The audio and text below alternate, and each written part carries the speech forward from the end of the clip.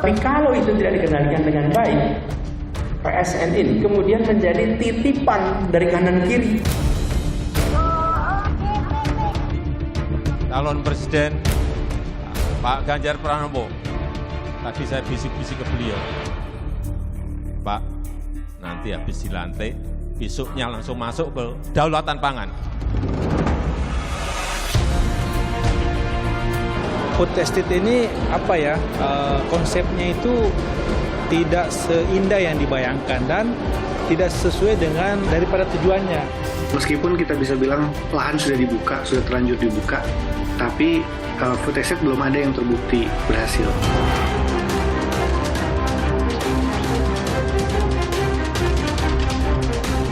Ini dilanjutkan proses penggeledahan di Kementerian Pertanian yang sedang kami lakukan. Proses penyidikannya terkait dengan perkara ini adalah berkaitan dengan dugaan korupsi.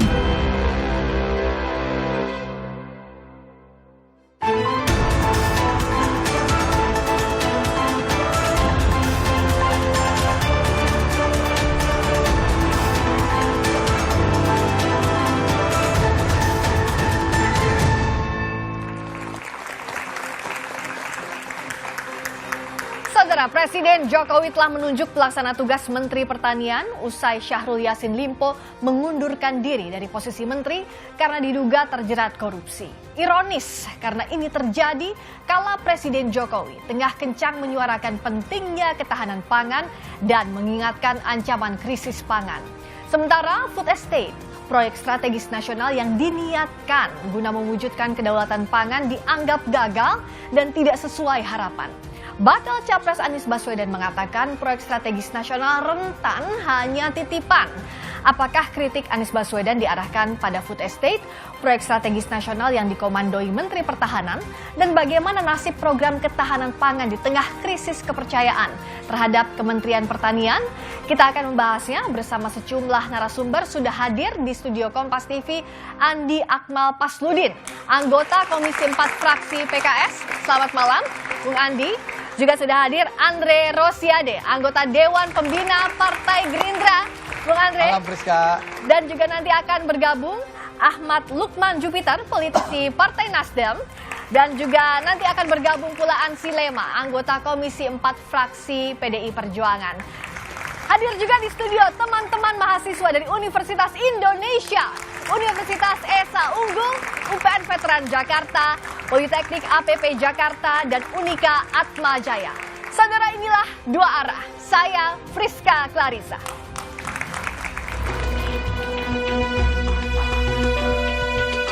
Program strategis nasional secara substansi itu baik-baik saja.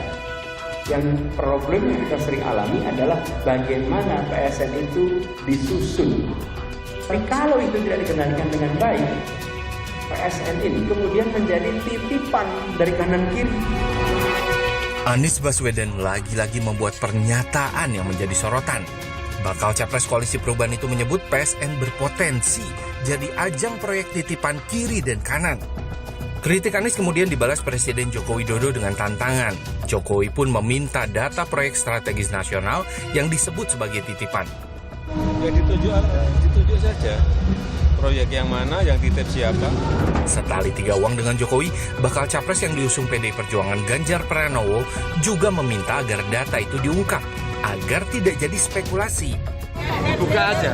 Dugaan saya. Pak Anies yang bilang waktu itu. Ya, dugaan saya tidak ada yang bisa mengungkapkan data itu. Kalau ada dibuka, jadi tidak menimbulkan spekulasi.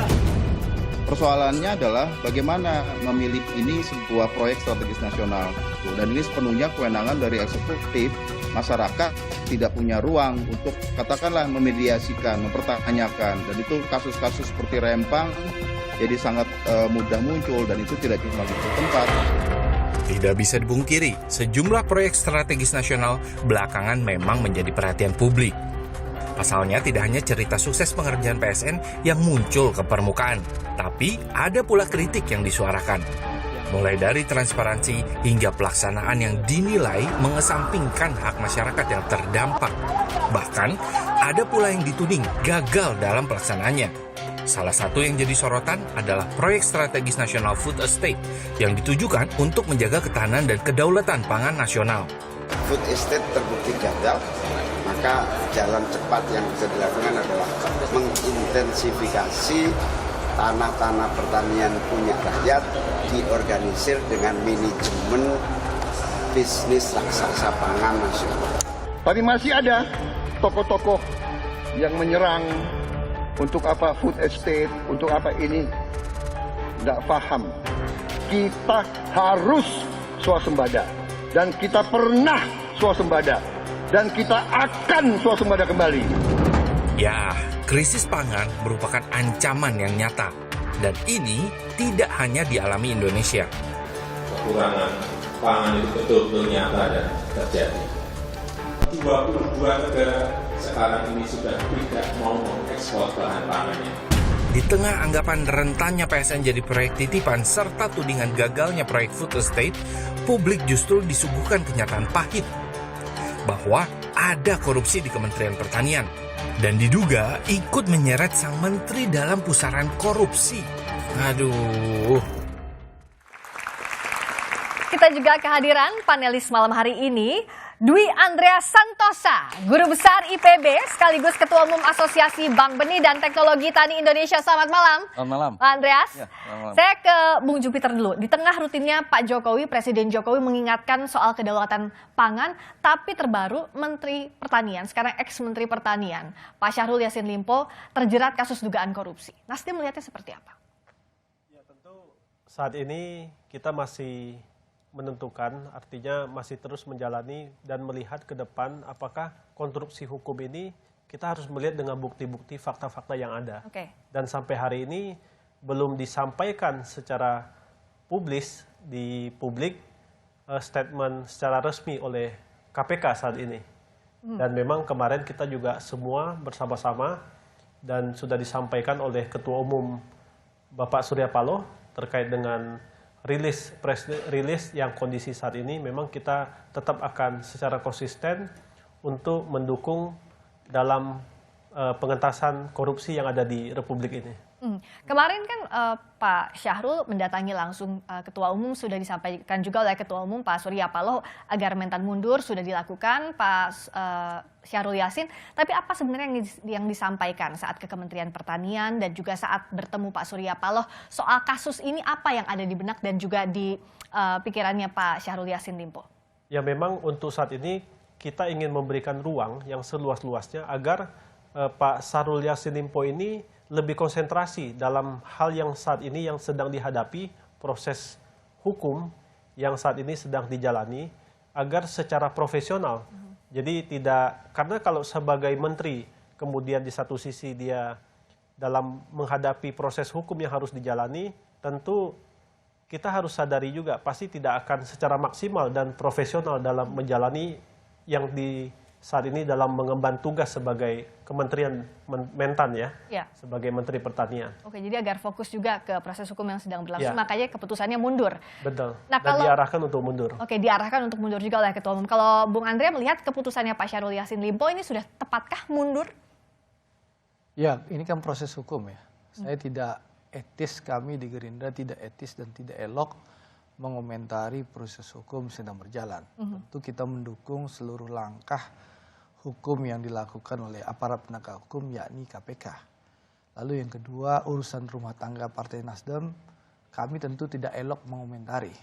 Ya, tapi yang ketiga soal yang dilakukan oleh Bang SYL ya, Menteri Pertanian, bahwa beliau mengundurkan diri, menurut saya itu langkah yang tepat, menunjukkan Bang SYL orang yang bertanggung jawab bahwa ada kasus yang menimpa beliau dan beliau mengundurkan diri supaya ini tidak menjadi beban bagi pemerintah maupun Partai Nasdem yang mengusung Bang SYL. Saya berharap langkah ini langkah tepat sehingga proses hukum bisa berjalan dengan lancar nantinya. Oke, dan terbaru Pak Jokowi juga tadi sudah menunjuk PLT, Kepala Badan Pangan Nasional, untuk menggantikan Pak Syahrul Yassin Limpo.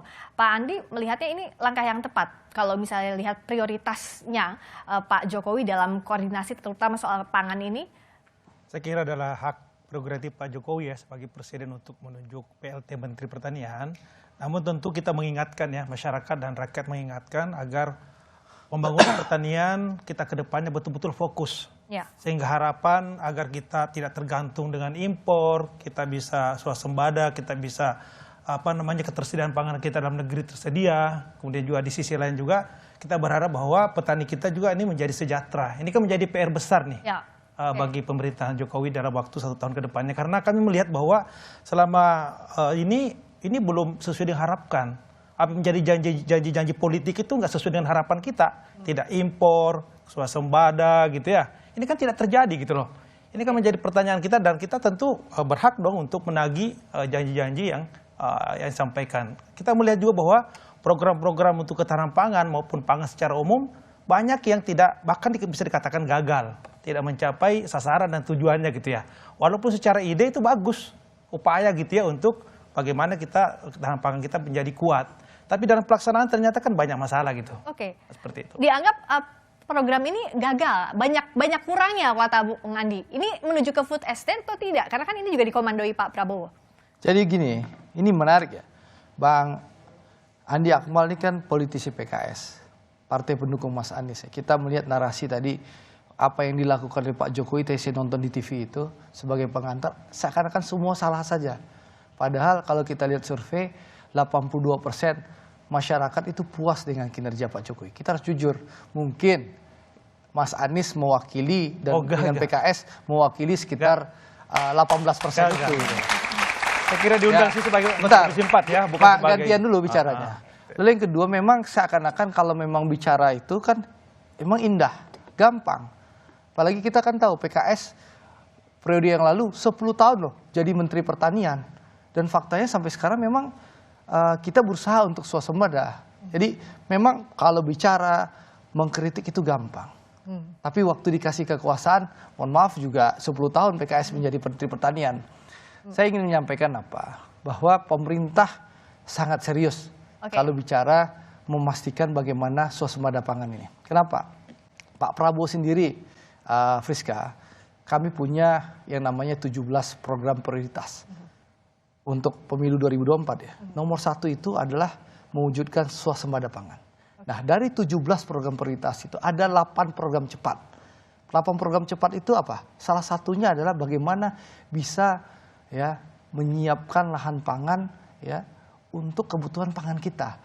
Pak Prabowo ingin bagaimana 24 juta hektar rawa yang ada di Indonesia ini bisa kita pergunakan untuk lahan pertanian. Sehingga apa? Tidak akan ada protes dari negara-negara lain kita menggunakan lahan hutan. Dan airnya cukup juga. Nah, tapi memang sekali lagi keinginan pemerintah, kerja keras pemerintah ini memang tidak seperti membalikkan telapak tangan. Oke, tidak seperti membalikkan telapak tangan. Tapi kalau sekedar memprotes itu gampang. Jadi saya kan beliau sudah 10 tahun pernah jadi Menteri Pertanian. Gitu ini saya kira kesalahan Mas Andre ya. Pertama, saya datang sini bukan sebagai dari partai ya, tapi sebagai anggota Komisi 4. Kita punya kesimpulan loh. Anda juga sebagai anggota Gerindra, Anda juga menyimpulkan di sana bahwa food estate ini gagal loh. Bukan kesimpulan saya. Bukan secara politis, ini secara teknis. Setelah kita kunjungan, dan jangan lupa juga hasil audit BPK, ya pemeriksaan dengan tujuan tertentu PDTT mengatakan bahwa ada kegagalan food estate ini ya. Saya kira Pak Andre tadi sangat indah sekali menggambarkan gitu ya. Sementara penugasan food estate terhadap Kemenhan dan juga Kementan menurut kita gagal nih. Bahkan lahan yang diberikan juga belum berhasil dengan baik, Pak Andre. Ini saya kira fakta yang tidak bisa kita pungkiri ya. Jadi DPR itu harus berani berbicara, Pak, bukan masalah politisnya. Kalau tidak bicara, jadi anggota DPR gitu ya. Kita bicara fakta ya, berdasarkan fungsi pengawasan DPR, dia harus bicara fakta dan perencanaan yang kita lakukan. Gitu fakta katanya kritiknya. Bukan politis ini, Pak Andre, ada hubungannya dengan presiden. Gak ada hubungannya ya. Ini kan pengantar. Tadi saya mau komentari pengantar bagaimana presiden yang presiden yang didukung Bang Andi Akmal dari saya pengantar dari Kompas TV itu seakan-akan apa yang dilakukan oleh pemerintah Jokowi salah saja, itu satu. Kalau kami juga berlaku objektif, saya sampaikan hal yang objektif soal yang terjadi di musibah yang ditimpa oleh sahabat kita dari Partai Nasdem. Kita objektif. Saya ingin kita mengkritik secara objektif saja. Bicara soal food estate. Kenapa pemerintah ingin melaksanakan food estate? Kita tahu pemerintah ingin bahwa ada ketersediaan pangan ya kalau Indonesia menghadapi bencana. Ada musibah, bencana atau perang. Dan faktanya apa? Di saat pandemi COVID-19 yang lalu, kita lihat bagaimana negara tetangga kita, Vietnam dan Thailand itu menstop keran ekspor beras yang menyebabkan kita kekurangan pasok. Bahkan perang Rusia dan Ukraina ini menyebabkan apa? Kita susah mendapatkan gandum. Untuk itu memang pemerintah melakukan terobosan untuk melaksanakan food estate. Memang sulit dilaksanakan. Apa? Contoh yang di Kementerian Pertahanan, bahwa tanahnya yang kita terima mengandung keasaman yang tinggi. Tentu ini butuh proses, ya, tidak seperti membalikkan telapak tangan supaya tanahnya subur dan bisa ditanam. Tapi memang kadang sekali lagi kalau melihat di luar seakan-akan gampang dan dikritik saja. Kan Bang Andi Akmal sudah pernah 10 tahun jadi Menteri Pertanian PKS waktu itu, gitu loh. Nah, sudah 10 tahun. Pernah. Kita bicara fakta. Oke. Saya juga bicara fakta ya. Ya, silakan. Pertama, sebenarnya mengkritik food estate itu bukan hanya kami, termasuk Jokowi juga mengatakan bahwa perlu dievaluasi di food estate dalam pelaksanaannya karena dianggap ya tidak berhasil. Gitu kan, ini presiden sendiri loh yang mengatakan. Dan kesimpulan komisi mengatakan itu perlu dievaluasi karena tidak berhasil. Itu fakta ya. Jadi jangan dihubung-hubungkan dengan pemerintah yang lalu, Pak Andre. Kita ini tentu bicara sebagai anggota DPR tentunya ya. Nah, jadi di tengah Pak Jokowi ini sedang juga gencar menyuarakan soal kedaulatan pangan ini yang harus jadi prioritas. Ada kasus yang menimpa Pak Syahrul Yassin Limpo yang sebelumnya menjabat Menteri Pertanian. Bagaimana tanggapannya? Saya invite dulu, saya undang dulu Bung Ansyi Lema, politisi PDI Perjuangan. Selamat malam Bung Ansyi, anggota Komisi 4 dari fraksi PDI Perjuangan. Nah, di tengah kemarin misalnya di Rakernas PDIP kan disuarakan bahwa kedaulatan pangan ini harus jadi prioritas. Tapi di sisi lain juga ada kasus korupsi, dugaan korupsi yang menimpa ex-Menteri Pertanian. Ini akan mengganggu atau tidak di tengah kritik juga yang disampaikan Bung Andi dan kawan-kawan. Tapi jawabnya nanti usai jeda, tetap di Dua Arah, kami segera kembali.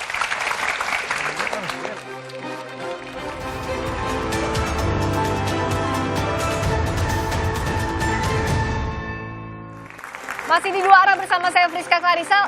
Langsung saya ke Bung Ansyi Lema tadi menyambung soal di tengah gencarnya PDI Perjuangan, Pak Jokowi juga bahwa kedaulatan pangan ini jadi prioritas. Tapi di tengah ini ada kasus korupsi yang menjerat ex-Mentan. Apakah ini jadi hambatan? Di tengah kritik juga muncul dari Bung Andi dan kawan-kawan misalnya. Kalau tanya soal PDI Perjuangan itu adalah partai ideologis. Jadi terkait dengan politik pangan, paradigma dasar, visi dan orientasi politik pangan PDI Perjuangan itu pada kemandirian bahkan kedaulatan pangan. Dan PDI Perjuangan bukan baru Rakernas kemarin bicara soal kemandirian dan bahkan kedaulatan pangan. Ya, sejak Republik ini ada, sejak pendiri Republik ini Bung Karno bicara pangan itu bicara hidup dan matinya bangsa Indonesia, PDI Perjuangan sebelumnya PDI itu sudah meletakkan fondasi dasar bahwa bicara politik pangan orientasi kita bukan sekedar pada ketahanan pangan, tetapi pada kemandirian dan pada kedaulatan. Bung Karno menegaskan bahwa tanam apa yang Anda makan, makan apa yang Anda tanam. Jangan biarkan ujung lidah Anda dijajah oleh cita rasa asing. Inilah sesungguhnya yang menjadi fondasi dasar politik pangan PDI Perjuangan. Maka ketika ditanya, kalau kemarin PDI Perjuangan itu menggelar Rakernas dengan tema kedaulatan pangan untuk kesejahteraan rakyat, itu sebenarnya hal yang biasa. Kalau kita letakkan Presiden Joko Widodo yang adalah kader tulen PDI Perjuangan, maka sebagai kader, Presiden Joko Widodo itu harus concern bekerja untuk mewujudkan swasembada pangan, bekerja untuk memangkas ketergantungan pangan kita, terutama terkait dengan pangan-pangan yang berasal dari luar negeri atau pangan impor. Tapi penerapannya gimana? Penerapannya apakah sudah berhasil? Karena banyak kritik bahwa ini tidak berhasil. Ya, saya kira secara konseptual, secara visi, Pak Jokowi sudah melakukan kerja-kerja mewujudkan kemandirian dan kedaulatan pangan itu on the right track. Namun secara jujur kita harus mengatakan bahwa tentu ada evaluasi, ada koreksi, ada kritisi, dan ini hal yang biasa dalam iklim demokrasi. Nah ini biasa catatan kritis termasuk juga dari Pak Andreas bahwa disebut food estate ini kegagalan bahkan bukan saat ini saja, sejak zaman Presiden Soeharto. Kenapa? Apa yang jadi catatan kritisnya? Ya, kalau kita bicara mengenai food estate, kita kembali ke 25 tahun yang lalu. Kebetulan saya terlibat, Mbak, di 25 tahun yang lalu sebagai anggota tim analisis risiko lingkungan untuk gambut 1 juta hektar. Saya keluar masuk hutan dari tahun 96 sampai tahun 98 di sana. Dan lokasinya luar biasa bagus karena lahan-lahan tersebut didominasi oleh pohon-pohon besar kan, lalu setelah itu dibongkar mulai tahun 97 dibongkar, lalu 98 jadilah yang kita sebut sebagai lahan gambut 1 juta hektar PLG. Lalu kemudian didatangkan transmigran sebanyak 15.000 transmigran didatangkan ke sana untuk menggarap 30.000 hektar. Ya. Tapi akhirnya kita tahu persis bahwa lahan gambut 1 juta hektar akhirnya gagal. Lalu transmigran banyak yang akhirnya keluar dari lokasi yang bersangkutan. Jadi itu yang terjadi di saat gambut 1 juta hektar. Tahun 199 Bappenas, Badan Perencanaan Nasional, kemudian menstop proyek tersebut dan pemerintah kemudian merehabilitasi dan keluar dana 3 triliun untuk rehabilitasi lokasi tersebut. Lalu pada zaman SBY apakah ada proyek food estate? Ada. Yang pertama tahun 2008. 2008 SBY mencanangkan program yang disebut sebagai Merauke Integrated Food and Energy Estate. Seluas berapa? 1,23 juta hektar. Lalu akhirnya apa yang terjadi? Kita juga tahu ceritanya. Lahan tersebut kemudian dibagikan ke 37 investor. Dari 37 investor hanya 1 investor yang bergerak di pangan. Kalau dan hasilnya tidak ada sama sekali juga. Kalau Jadi sekarang? itu. Lalu kemudian ini ada ceritanya, Mbak, ada historinya. Lalu kemudian ada 2 proyek lagi di zaman SBY. Yang satu Ketapang, Bulungan seluas 300.000 hektar dan akhirnya hanya beberapa hektar saja yang tercetak sawahnya. Lalu kemudian di Bulungan, di Ketapang 100.000 hektar. Dan di Ketapang salah satu direktur utama BUMN Pangan akhirnya masuk penjara gara-gara itu. Lalu kemudian kita kembali ke masa Jokowi saat ini, Pak Jokowi. Di tahun 2015 Pak Jokowi mengembangkan yang disebut sebagai Rice Estate di Merauke. Seluas 1,2 juta hektar.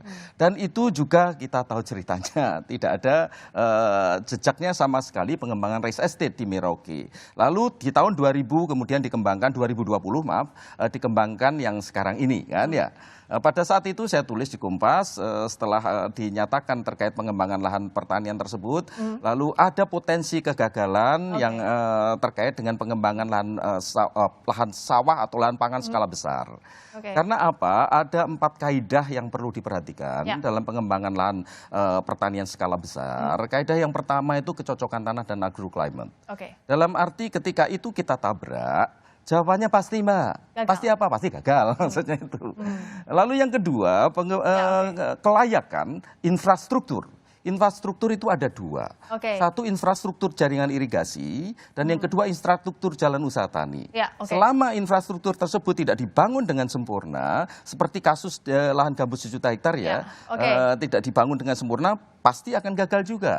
Lalu yang ketiga, ini terkait dengan teknologi, lalu ketersediaan benih dan sebagainya yang cocok untuk wilayah setempat. Kalau itu tidak dibangun, sudah barang tentu akan gagal. Dan yang keempat, yang penting juga, ini masalah sosial dan ekonomi. Di sosial dan ekonomi, sosial masalah tenure, masalah kepemilikan lahan. Jadi ini satu masalah yang cukup kompleks. Lalu kemudian masalah ekonomi. Kebetulan saya terlibat lagi.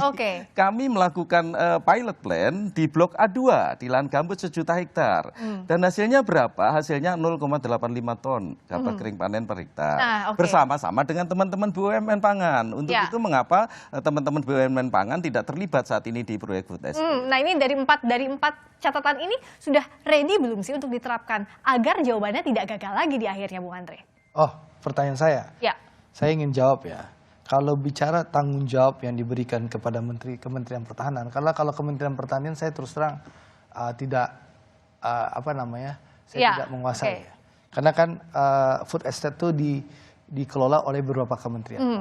Kementerian Pertahanan ini kan ditugaskan untuk cadangan logistik strategis yang merupakan bagian penting pertahanan negara dalam bingkai besar proyek PSN Food, gitu kan. Nah, dari lahan yang didapatkan oleh Kementerian Pertahanan itu di Kalimantan Tengah yang merupakan lahan ex hutan HPH yang sudah terbengkalai lama serta telah melalui kajian teknis dan penerbitan izin oleh Kementerian Lingkungan Hidup dan Kehutanan KLHK, yakni izin penetapan kawasan hutan untuk ketahanan pangan KHKP.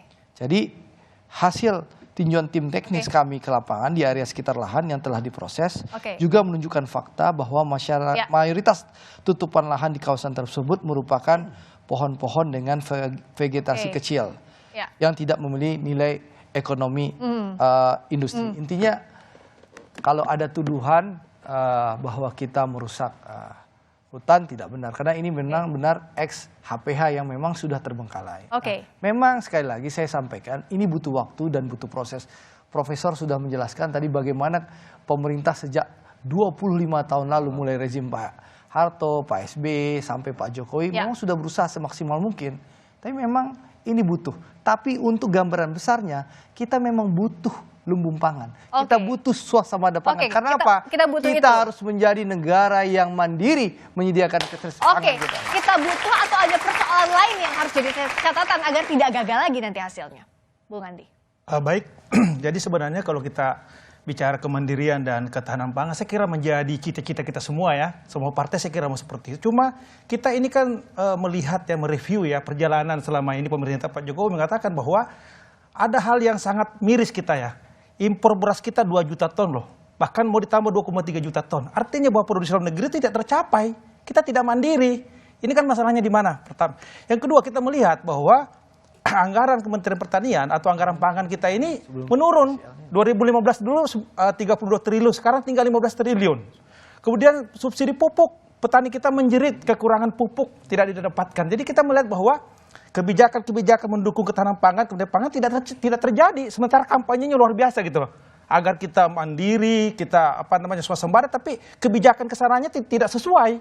Ini kan yang kita kritisi gitu. Dan kita ingin bahwa petani kita itu supaya fokus saja perbaiki tata niaga pupuk ya. Kemudian subsidi harga sehingga harga tidak jatuh pada saat Pak Ansia. Ini kan menjadi konsen kita semuanya gitu. Dan kita sepakat semua, tapi bagaimana peta jalannya? Jangan hanya jadi semacam cerita besar, tapi peta jalannya nggak kelihatan. Gimana peta jalannya? Gimana, Bung Ansia tadi kalau ditanyakan?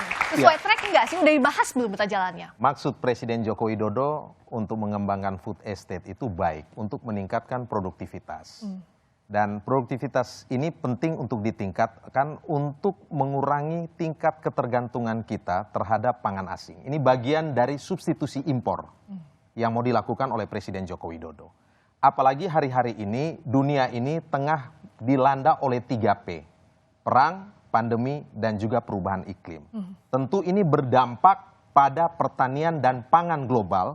Dan hari-hari ini kalau kita baca ada 22 negara di dunia yang menerapkan politik autarkis, menahan produk pangan mereka untuk diekspor ke tempat lain. Dalam konteks itu maka kebijakan food estate ini adalah benar. Nah tentu kita harus juga melihat bahwa pelaksanaan di lapangan ini kan juga ya membutuhkan waktu, membutuhkan visibility study, membutuhkan ukuran dan parameter yang betul-betul cermat. Kira-kira seperti itu. Tetapi kalau ditanya, Presiden Jokowi itu telah melakukan sejumlah hal. Ya, memberikan kesempatan kepada Menteri Pertahanan, kepada Menteri Pertanian dan jajarannya untuk mengembangkan food estate ini. Yang kedua, Presiden Joko Widodo itu adalah presiden yang sangat konsen untuk membangun infrastruktur irigasi.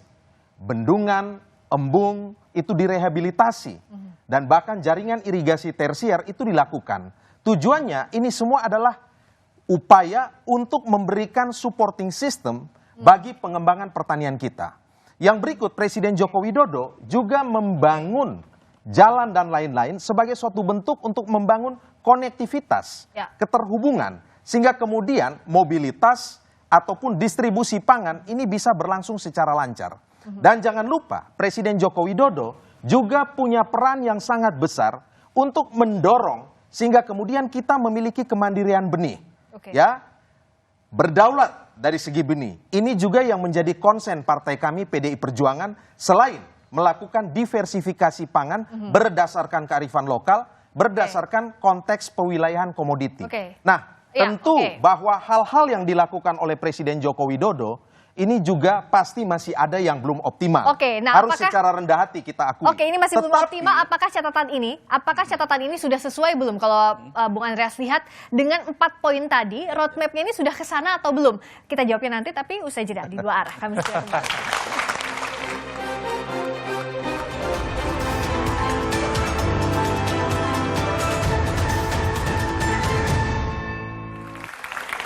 Di tengah roadmap peta jalan yang tadi disampaikan oleh Bung Ansi juga Bung Andre, banyak catatan yang tersisa. Tapi ada juga kasus korupsi yang menyandung akhirnya kena ke menterinya, ex-menterinya Syahrul Yassin Limpo. Masih ada harapan atau tidak di sisa masa pemerintahnya Pak Jokowi dengan banyak catatan tadi? Ya masih lah. Tadi juga sudah disebutkan pengembangan lahan pertanian skala besar itu penting, sangat penting. Karena kehilangan lahan sawah kita tahun 2000, data resmi ya, 2012 itu lahan sawah kita masih 8,3 juta hektar. Tahun 2019 hanya dalam tempo 7 tahun, lahan kita tinggal 7,4. Berarti hampir 1 juta hektar lahan sawah kita hilang. Hanya dalam tempo yang sebegitu singkat. Untuk itu pengembangan lahan sawah atau lahan pertanian skala besar itu sangat-sangat penting. Dan sudah barang tentu ada beberapa catatan, ada hal positif, sudah barang tentu ada koreksi juga terkait pengembangan lahan pertanian skala besar di masa yang akan datang. Jadi itu. Nah, kalau terkait dengan kasus yang tadi korupsi sudah barang tentu saya tidak akan berkomentar apapun terkait dengan itu, tapi harapan pasti ada. Kan pemerintah juga sudah mencanangkan sejak awal pemerintahan, karena pada saat itu saya sempat membantu juga beliau terkait dengan kedaulatan pangan. Bahwa kedaulatan pangan harus menjadi program besar Indonesia di masa yang akan datang. Karena apa? Impor pangan kita luar biasa, Mbak. Tahun 2008 dari 8 komoditas saja, 2008 baru 8 juta ton. 10 tahun kemudian 2018 sudah berapa? 27,6 juta ton. Bisa dibayangkan hanya dalam tempo 10 tahun impor pangan kita melonjak hampir 20 juta ton. Jadi 10 tahun terakhir juga seperti itu. 10 tahun terakhir ini impor pangan kita juga melonjak dari hanya 10 miliar US dollar di tahun 2022 kemarin itu sudah 18,5 miliar. Oke, ini catatan kritisnya. Oke, catatan kritis. Walaupun banyak hal positif sudah barang tentu. Oke, catatan kritisnya ada tapi harapan masih ada. Boleh saya dulu nggak sebelum Bang? Oke, karena beliau kan Komisi 4 lebih paham. Oke, singkat dulu Bung Andre. Saya ingin meluruskan pernyataan Bang Andi Akmal bahwa Komisi 4 menolak. Memang Komisi 4 sempat melakukan penolakan soal food estate ini. Tapi setelah tanggal 2 September baru-baru ini nih, berapa hari yang lalu, tim kunker spesifik Komisi 4 DPR RI datang ke Kalimantan Tengah yang dipimpin oleh Pak Jarod Saiful Hidayat dan diikuti oleh 17 orang anggota DPR RI yang salah satunya dari Dapil Kalimantan Tengah yakni Pak Bambang Purwanto. Yang artinya? Nah, kesimpulannya apa? Kedatangan kami ke sini untuk melihat langsung kondisi terkini dan ini untuk menentukan program ini bermanfaat atau tidak, layak dilanjutkan atau tidak. Jadi layak yang diberikan tidak ada bantuan dari pusat atau tidak.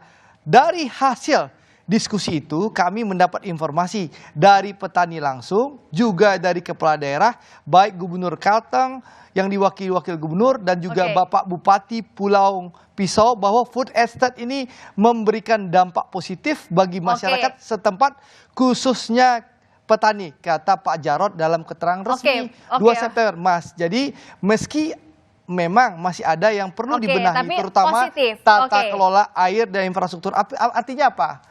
Bahwa Bang Andi Akmal kurang jujur. Memang sempat menolak, sekarang setuju. Gitu loh. Bang Andre gini. Bang Andre gini, jadi itu yang dulu sebelumnya Bang Andre, saya nggak bicara yang kemarin itu ya. Kan gini. Ini yang baru. Program ini perlu dievaluasi. Saya kira jangan kita alergi baru loh, ini tanggal 2 nih, kita bicara tanggal 6, 4 hari yang lalu. Nggak ada masalah, itu kan kunjungan teman-teman ke sana melihat langsung, nggak ada masalah. Tapi kan kita juga dapat dari BPK-nya, dari informasi dari teman-teman LSM. Saya kira ini pemasukan. Kita mengatakan bahwa itu ide itu bagus Pak Andre. Cuma kan ada pelaksanaan, ada kekurangan. Harus kita akui. Gitu, jadi masukan, kritik itu bagus Bang. Itu bagian vitamin demokrasi. Tapi kan pernyataan tadi gagal dan jelek gitu loh. Bukan, maksudnya ini gagal kan butuh proses. Bukan, gitu. gagal. Mari kita fair. Karena memang sulit loh. Sulit betul ya kita membangun pangan ini. Beliau sangat memahami. Kan 10 tahun Menteri Pertanian. Bukan. Bahkan sebentar, Rizka. Jadi Bang Andre nggak mau disebut ini gagal gitu? Bukan, ini memang butuh proses. Mari kita beri kesempatan pemerintah bekerja keras, karena sekali lagi memang sangat sulit ya. Ya, kerja keras lalu juga godaan begitu besar. Kan sekarang Nasdem kena musibah karena ada godaan ya. Nah, dulu juga PKS menjadi 10 tahun jadi Menteri Pertanian, sempat juga ada kasus Pak Andre, ini nggak ada masalah. gitu loh. Jadi ini kurang fair kalau kita bandingkan begitu. Maksud saya, kita ini kan bicara tadi food estate ya, kita nggak bicara yang lalu. Nggak, saya kita mengatakan ini ide bagus, ide bagus Pak Andre. Jangan sampai kita ini adalah hasil menafikan bahwa orang lagi bekerja keras. Nggak ada yang menafikan. Wajar dong kita ini menggunakan uang rakyat, ya kan? Wajar dong kita mengkritisi. Anda wakil rakyat, itu wakil rakyat juga, jadi wajar. Kita itu bukan sangat terbuka, nggak ada masalah. Kita harus jujur, memang dulu awalnya Komisi 4 sempat menolak, sekarang nggak setuju gitu loh, Pak. Oh, yang itu tidak Abang sampaikan, hasil kunker spesifik dari Komisi 4. Itu yang setuju, itu yang kesana kan belum disampaikan di komisi, itu ada Pak Ansi. Ya nggak ada masalah, saya kira itu sesuatu, setiap fraksi beda-beda pandangan biasa saja gitu ya. Kenapa kita harus sensitif sekali gitu loh. Dan saya kira perlu memang, kalau perlu kita sampai ke BPK, boleh diaudit lah. Benar nggak sesuai dengan perencanaan, ada nggak hasilnya? Kalaupun ada hasilnya seperti kata Pak Andreas tadi, hanya 0,28 ton per hektar.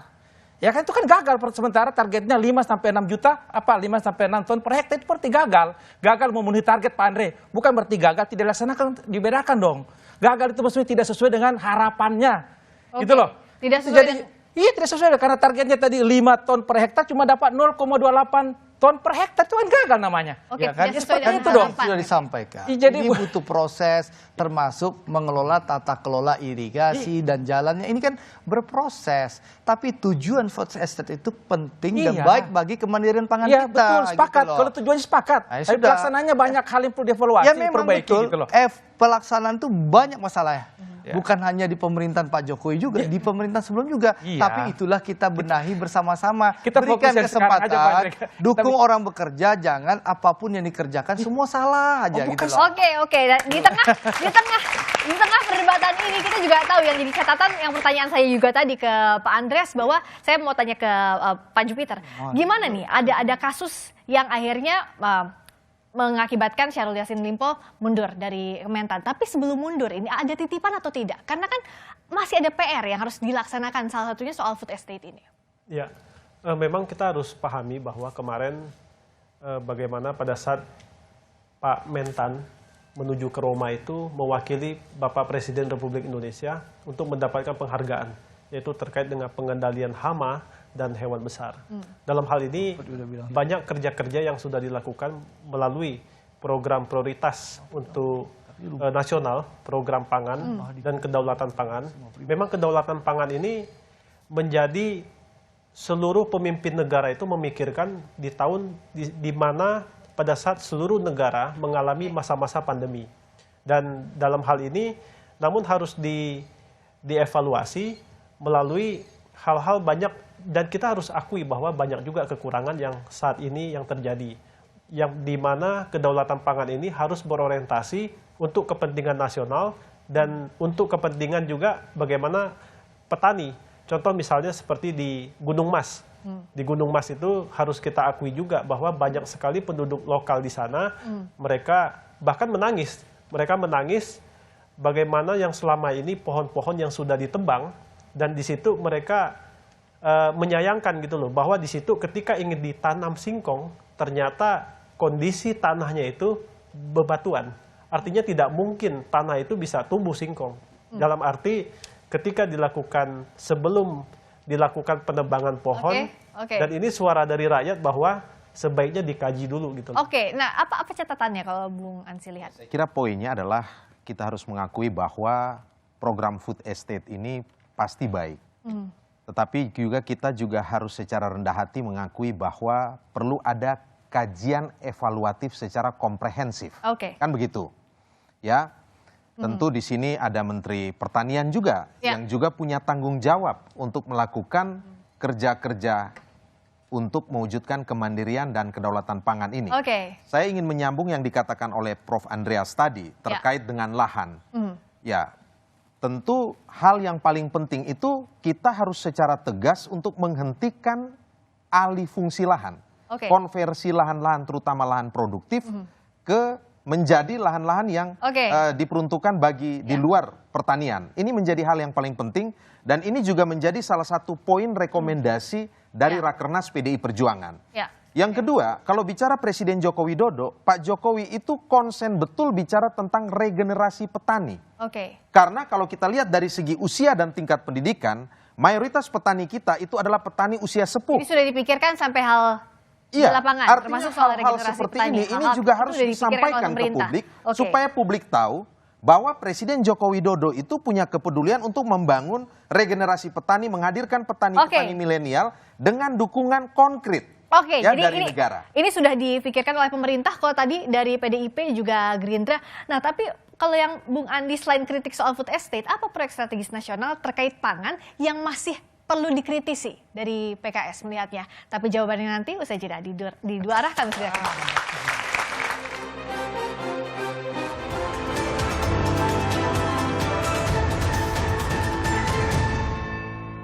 Kembali di dua arah, silakan Bung Andi dijawab tadi masih ada kritik apa saja PSN terkait dengan pangan ini dan apa solusinya kalau dari PKS? Saya kira selain tadi food estate, memang pemerintah juga mengencarkan pembangunan bendungan ya. Masukan kita, kritikan kita adalah bagaimana juga selain membangun yang baru, yang lama diperbaiki juga. Sehingga debit airnya bisa maksimal termasuk irigasinya gitu ya. Ini. Yang selanjutnya kita ingin juga memberikan masukan kritikan agar betul-betul pemerintah perhatikan kesejahteraan dari petani kita gitu ya. Karena pada saat mereka mau berproduksi tidak ada pupuk subsidi dipangkas hasil subsidinya gitu ya. Cukup besar. Kemudian juga kita berharap juga ke depannya subsidi di harga. Sehingga ada kepastian harga bagi petani kita gitu ya. Kemudian tentunya kita berharap bahwa penguatan daripada pertanian kita secara luas, tidak lagi mengandalkan pengadaan beras itu dari luar tapi terima kasih catatannya dari PKS. Berikutnya Bung Ansi. Ya, untuk membangun pertanian ini, catatan saya buat calon presiden Mas Anies Baswedan ini tidak cukup hanya berpikir kritis atau critical thinking, tetapi juga harus berpikir solutif. Dan jika ingin melakukan evaluasi, harus betul dengan data yang valid dan akurat, dengan fakta yang empiris, dengan parameter yang betul-betul terukur. Karena kalau tidak, nanti orang akan mengatakan bahwa ini sekedar serangan tanpa pendasaran yang ilmiah. Itu yang pertama. Yang kedua, saya kira kita perlu mendukung kerja Presiden Jokowi. Dan juga untuk kedaulatan dan kemandirian pangan ini ya dukunglah calon presiden Ganjar Pranowo, kan begitu. Itu ya kan? Kampanye juga. Dengan kerja-kerja regenerasi petani, mewujudkan kemandirian dan kedaulatan benih, diversifikasi pangan berbasis lokal, penguatan para penyuluh, dan juga penting melakukan terobosan berupa riset dan inovasi untuk menghasilkan temuan-temuan hebat di bidang pertanian. Ntar pasti sebelahnya juga sama, tapi saya ke Bung Jupiter dulu. Silakan Bung Jupiter. Ya, saya kira untuk kedaulatan pangan ini memang merupakan satu tujuan pembangunan nasional dan memang harus kita akui bahwa tantangan-tantangan saat ini ketika melewati masa pandemi dan ini merupakan satu tantangan besar baik itu secara global. Namun dalam hal ini kita optimis bahwa Indonesia pasti akan lebih baik. Oke, terima kasih Bung Jupiter. Silakan Bung Andre. Masukan Bang Andi Akmal tentu kita terima, tapi perbaikan terus dilakukan. Dari data hasil kunker spesifik Komisi 4 ditemukan memang hasilnya awalnya betul 2,5 ton per hektar, lalu meningkat menjadi 3,5 ton per hektar. Dan alhamdulillah saat ini sudah sesuai target 5,5 ton per hektar. Intinya apa? Seluruh masukan, kritik tentu diterima untuk perbaikan. Tapi yang pasti Friska, Indonesia butuh lumbung pangan. Indonesia butuh kemandirian pangan. Dan Prabowo solusinya. Kalian masih pesan juga. Silakan Bung Andreas. Jadi apa catatannya untuk semua pihak pemerintah khususnya untuk menjalankan program ini? Saya kira perlu perubahan paradigma. Paradigma pembangunan pangan kita itu paradigma yang terlalu berat sebelah ke konsumen. Mari kita muliakan petani, mari kita sejahterakan petani. Dengan petani sejahtera, maka produksi pangan kita meningkat dan masalah pangan akan teratasi di masa depan. Itu saja saya kira yang paling penting. Nah, itu catatannya dicatat baik-baik, tapi setiap masukan, evaluasi, kritikan tentu harus jadi perhatian. Terima kasih sekali lagi Bung Andi, terima kasih Bung Jupiter, terima kasih Bung Ansi, Bung Andre, juga Pak Andreas. Kedaulatan pangan adalah sebuah keniscayaan, apalagi di tengah ancaman krisis pangan. Namun mewujudkan cita-cita tersebut tak semudah membalikkan telapak tangan. Apalagi jika orang-orang yang diberi kepercayaan mengabaikan mandat, tanggung jawab, serta menyelewengkan kewenangan dan kekuasaan. Kedaulatan pangan akan menjadi kenyataan jika para pemangku kepentingan memiliki kemauan dan tujuan yang sama guna mewujudkan. Sudah saatnya sektor pertanian diprioritaskan dalam program pembangunan. Kesejahteraan petani juga harus dikedepankan. Jika ini tidak dilakukan, cita-cita kedaulatan pangan hanya akan jadi angan-angan. Saya Friska Clarissa menutup dua arah. Tetap saksikan Kompas TV untuk mengupdate informasi terkini terutama seputar pemilu hanya di Kompas TV, independen, terpercaya. Selamat malam, sampai jumpa. Terima kasih banyak.